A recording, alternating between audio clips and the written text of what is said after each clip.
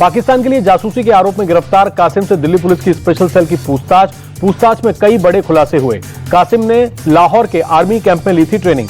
ISI के 3 अधिकारियों ने कासिम को दी थी ट्रेनिंग 2 अधिकारियों कोड नेम शाहजी और ताऊजी था। एक अधिकारी का नाम कोड नेम वकास था।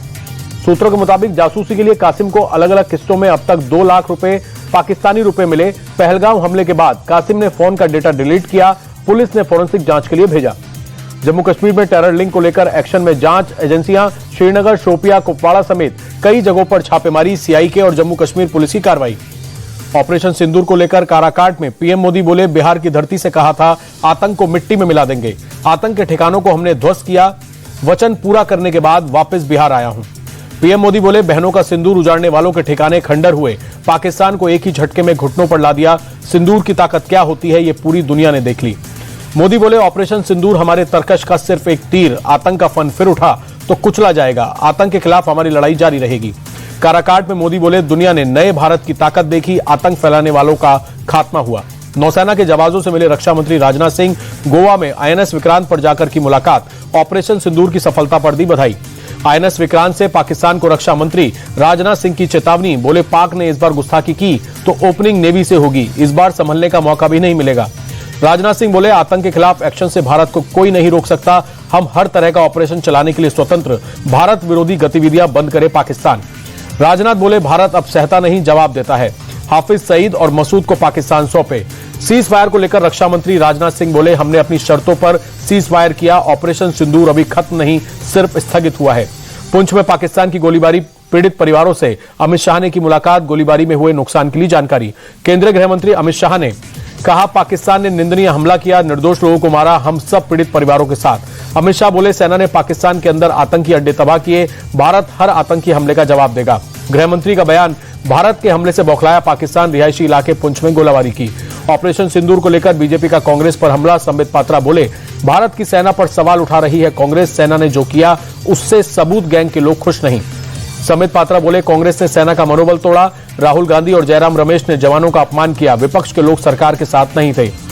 राहुल गांधी को लेकर पात्रा बोले, राहुल पूछ रहे हैं हमारे कितने जहाज गिरे, लेकिन ये नहीं पूछ रहे कितने आतंकी मारे। सेना की कार्रवाई से ये लोग खुश नहीं। सर्वदलीय प्रतिनिधिमंडल को लेकर पात्रा बोले, सांसदों का डेलीगेशन विदेश में कोई घूमने नहीं गया। पूरी मजबूती के साथ डेलीगेशन भारत का पक्ष रख रहा है। पूरी दुनिया भारत को लेकर पॉजिटिव। पाकिस्तान में मारे गए आतंकियों के लिए कोलंबिया ने जताया था शोक। शशि थरूर ने उसी देश में जाकर ऑपरेशन सिंदूर के बारे में विस्तार से बताया। कहा, अगर कोई गलतफहमी है तो उसे दूर करने के लिए ही हम यहां आए हैं। शशि थरूर ने किया साफ, आतंकवादियों को भेजने और उनका विरोध करने वालों में कोई समानता नहीं हो सकती। हम केवल आत्मरक्षा के अधिकारों का इस्तेमाल कर रहे हैं। मिलिंद देवड़ा ने कोलंबिया और भारत के आतंकवाद में बताया अंतर। कहा, आपने गुरिल्ला युद्ध का सामना किया है, जबकि हम पूरी तरह से पाकिस्तान प्रायोजित आतंकवाद का सामना कर रहे हैं। दक्षिण अफ्रीका के जोहान्सबर्ग में सुप्रिया सुले ने पहलगाम हमले को बताया भारत की आत्मा पर एक क्रूर हमला। कहा, भारत हमेशा पड़ोस से सद्भावना और शांति चाहता है। यह हमला हम सभी के लिए एक सदमा है। सुप्रिया सुले ने दक्षिण अफ्रीका को बताया महात्मा गांधी और नेल्सन मंडेला का देश। कहा, वैश्विक धरती के 2 बेटे जिन्होंने हमेशा अहिंसा की बात की। दक्षिण अफ्रीका के जोहान्सबर्ग में मनीष तिवारी ने आतंकवाद को पाकिस्तान की नीति बताया। कहा, इसे किसी भी हाल में बर्दाश्त नहीं किया जाएगा और भारत आत्मरक्षा के सभी विकल्प के इस्तेमाल का हक रखता है। जोहान्सबर्ग में अनुराग ठाकुर ने आतंकवाद को विश्व के लिए बताया खतरा। कहा, हम सीमा पार आतंकवाद के शिकार हैं। दुनिया के अधिकांश देश हमारे पक्ष में हैं। जकार्ता में जेडीयू सांसद संजय झा के नेतृत्व वाला डेलीगेशन नेहतादुल उलमा कार्यकारी बोर्ड के अध्यक्ष के साथ की बैठक।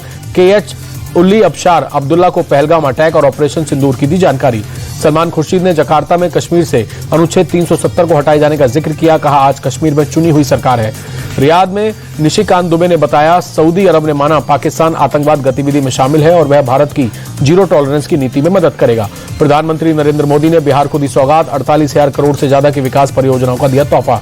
नाम लिए बिना पीएम मोदी ने लालू यादव पर साधा निशाना। बोले, रेलवे में भर्ती के नाम पर गरीबों की जमीन लूटी गई। बिहार को लूटने वालों से सावधान रहने की जरूरत। मोदी बोले, बिहार को जंगलराज वालों से सावधान रहने की जरूरत। कांग्रेस आरजेडी ने बिहार के लिए कुछ नहीं किया, इन्होंने सिर्फ जनता को लूटा।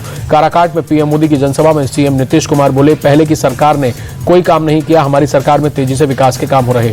सीएम नीतीश बोले, जेडीयू बीजेपी की सरकार ने हर वर्ग के लिए काम किया। शिक्षा और स्वास्थ्य के क्षेत्र में बहुत काम हुआ। पुणे में एनडीए की 148वीं पासिंग आउट परेड। पहली बार महिला कैडेट्स का बैच शामिल। 17 महिला कैडेट्स हुई ग्रेजुएट। जनरल वीके सिंह ने ली परेड की सलामी। भ्रष्टाचार के आरोप में ईडी के डिप्टी डायरेक्टर चिंतन रघुवंशी अरेस्ट। भुवनेश्वर में सीबीआई ने 20 लाख रुपए की रिश्वत लेते रंगे हाथ पकड़ा। अंकिता भंडारी हत्याकांड में 3 साल बाद इंसाफ, रिजॉर्ट मालिक पुलकित आर्य समेत 3 को उम्र कैद। कोटद्वार जिला कोर्ट ने सुनाया फैसला। 2022 में अंकिता भंडारी की हुई थी हत्या। पुलकित आर्य ने दोस्तों के साथ मिलकर मर्डर किया था। रिजॉर्ट में रिसेप्शनिस्ट का काम करती थी अंकिता हत्याकांड के 24 घंटे के अंदर ही धामी सरकार ने की थी आरोपियों की गिरफ्तारी। मामले में पुलिस ने 500 पन्नों की चार्जशीट दाखिल की थी। 100 से ज्यादा गवाहों के बयान दर्ज हुए थे। धामी सरकार ने पीड़ित परिवार को दी थी 25 लाख की आर्थिक मदद। अंकिता के भाई और पिता को सरकारी नौकरी भी दी। पश्चिम बंगाल पुलिस की बड़ी कार्रवाई। कूच बिहार के दिनघाटा में 28 बांग्लादेशी घुसपैठी पकड़े, महिलाएं और बच्चे भी शामिल। दिल्ली के आदर्श नगर में इलेक्ट्रॉनिक शोरूम में तोड़फोड़, दबंगों ने कर्मचारियों से की मारपीट। एसी सर्विस को लेकर हुआ था विवाद, सीसीटीवी आया सामने। उत्तरी सिक्किम में बड़ा हादसा, पर्यटकों से भरा वाहन नदी में गिरा, 4 लोगों की मौत, 2 लोगों को बचाया गया, 5 लोग अभी भी लापता। हादसे में ओडिशा बीजेपी महासचिव, उनके पति और 2 बेटों की भी मौत। लापता लोगों की तलाश में जुटी आईटीबीपी और सिक्किम पुलिस। पंजाब के श्री मुक्तेश्वर साहिब में पटाखा फैक्ट्री में ब्लास्ट, हादसे में 5 मजदूरों की मौत, कई घायल। दिल्ली में बारिश और आंधी तूफान की संभावना, मौसम विभाग ने ऑरेंज अलर्ट जारी किया।